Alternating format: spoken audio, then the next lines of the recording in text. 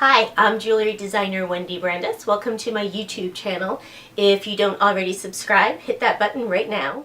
I've done quite a few videos about vintage clothes, and I've mentioned that there are a couple of designers that I collect.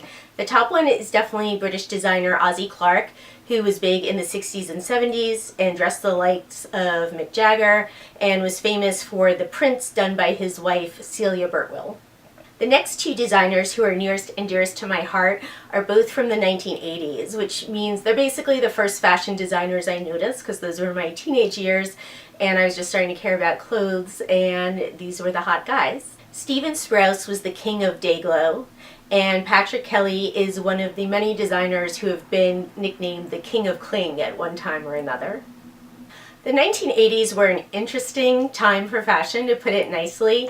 We had enormous shoulder pads, but unlike in other big shoulder pad eras, the tailoring didn't nip in under the pads. It just created this big boxy silhouette with big armholes, straight lines down the side, and you were basically a big rectangle. Molly Ringwald in the 1986 movie Pretty in Pink pretty much nails the look of the time. Big boxy jackets, big oversized shirts, buttoned up to the neck with like a fake vintage brooch at the collar.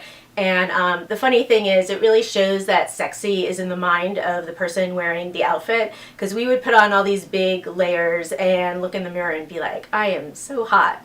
And I swear I've never felt so sexy since in my big rectangular stuff. Anyway, that silhouette didn't age that well, and it can be very hard to wear 1980s clothes now and have them look remotely flattering. Even if you take out these giant shoulder pads, you've got a shoulder seam that's practically down to your elbow, everything's all hanging and drooping, and you really need to deconstruct the whole piece and do a lot of tailoring to make it fit in a more modern way. Sprouse is especially hard to wear, as you can see from his style. If you're not Debbie Harry, I'm not sure it looked that great then either, but we did love it. And I still love him, and I still collect him. I've shown some of my skirts, but not super wearable. So my bigger collection is Patrick Kelly. Since Patrick used all the cling, the spandex, his pieces by definition have more shape, at least the dresses do. And it's, much more comfortable to be wearing that silhouette. Though I have to say, the dress I'm wearing right now is one of the few pieces that I've never really worn out and about, because it's super tight, super short, super cut out, and it's not the 80s, and I am no longer a teenager. But I love Patrick, and I will never relinquish any of his pieces that I can stuff myself into in some way or another. I first blogged about him in 2008. He only had his own label about 4 years, from 1985, and he died right after New Year's, or maybe on New Year's in 1990. He worked in Paris, so there's very few seasons of him to judge from, but he was so memorable to me back then.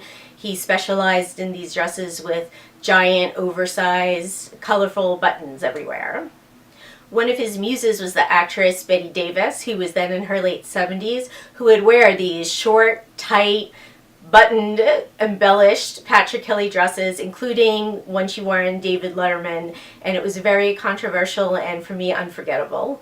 Now, Patrick was a gay black kid from Mississippi, and he told People magazine that when he was 6, his grandmother brought him a fashion magazine from what he called a white woman's house and was showing it to him, and he noticed there were no photos of black women in it. His grandmother told him that no one has time to design for black women, and he vowed he would grow up and design for black women. And later, as he got older, he also made it a point to design for women of any size or any age.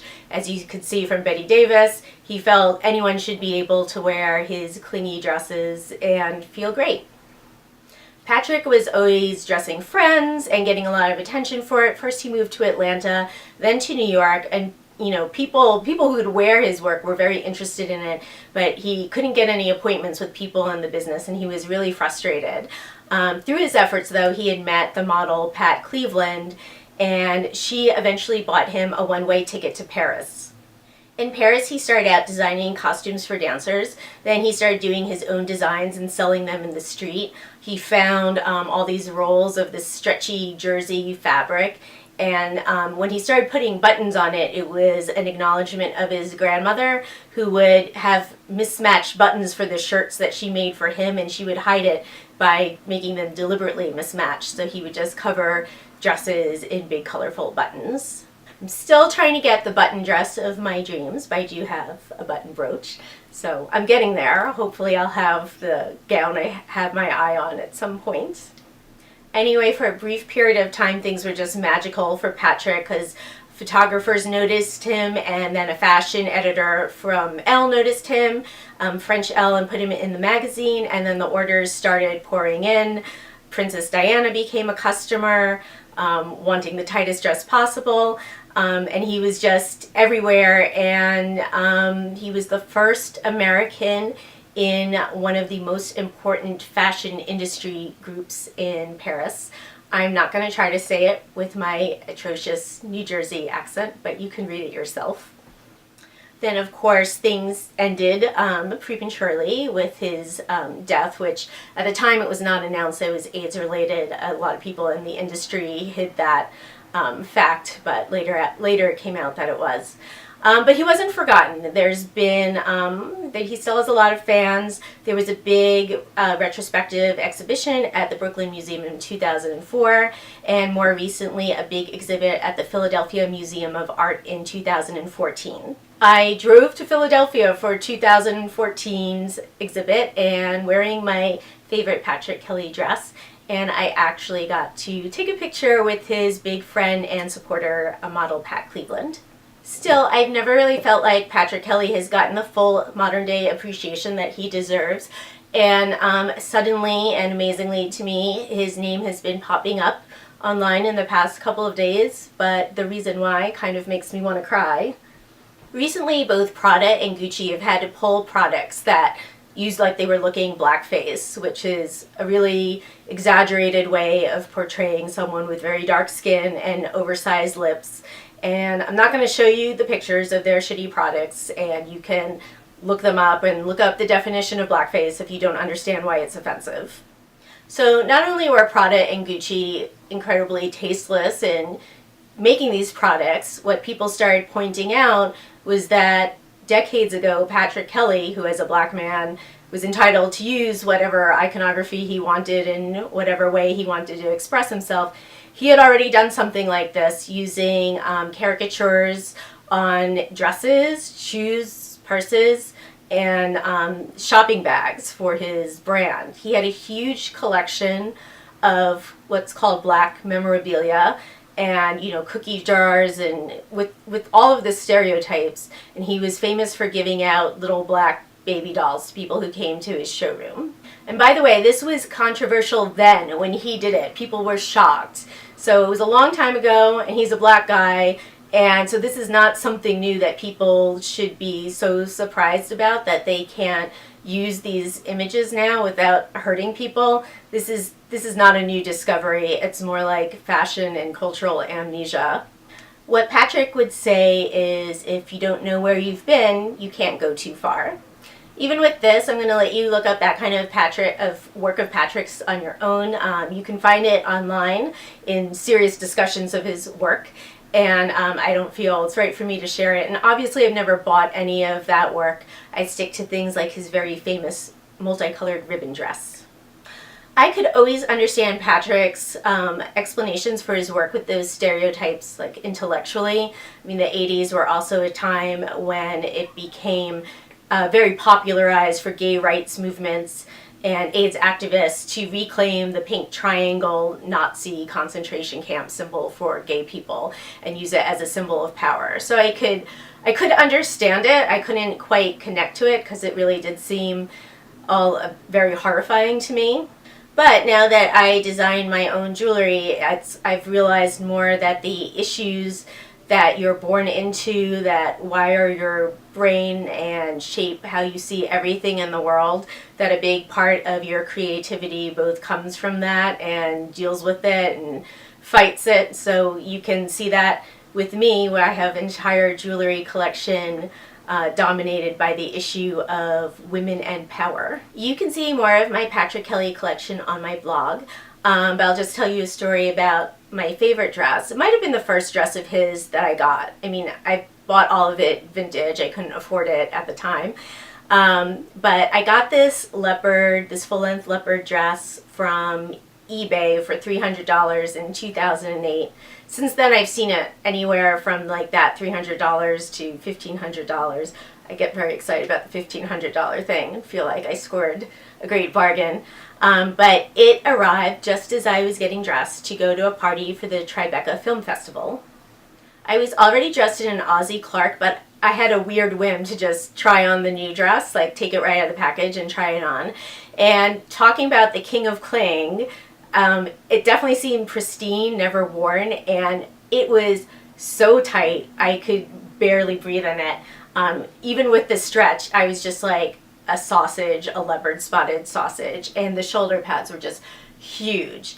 And the thing was that my husband, Mr. B, was not home to help me get out of this dress, and it was so tight, I literally was like, I'm gonna have to shave this dress off to get out of it. So I went to that party feeling kind of like a nervous wreck, and it took me a few glasses of champagne to settle down. By the end of the night, I felt great and was very pleased with my decision and totally in love with the designer more than I had been before I owned something.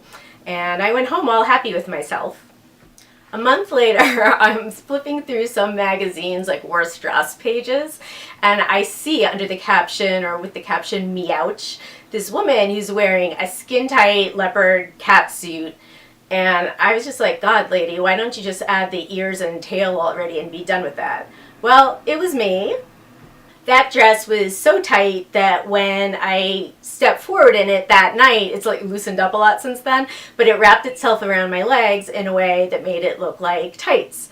And after I realized it was me, it was like one of my peak fashion moments ever. I was so thrilled to see myself in the magazine looking crazy. I was like literally falling all over myself to get to my computer and blog about this. I have worn this dress so many times since. It's definitely one of my favorite dresses. I've worn it to the Oscars. I've worn it to a black tie event for the Committee to Protect Journalists, which is where the just fabulous and iconic and smart New York Times style photographer Bill Cunningham saw me, and he just knew everything about his designers, and he came over and asked me if it was a Patrick Kelly, and told me Patrick Kelly was such a sweet man, and I reacted to that like I got the hottest insider gossip. That was also a peak fashion moment for me.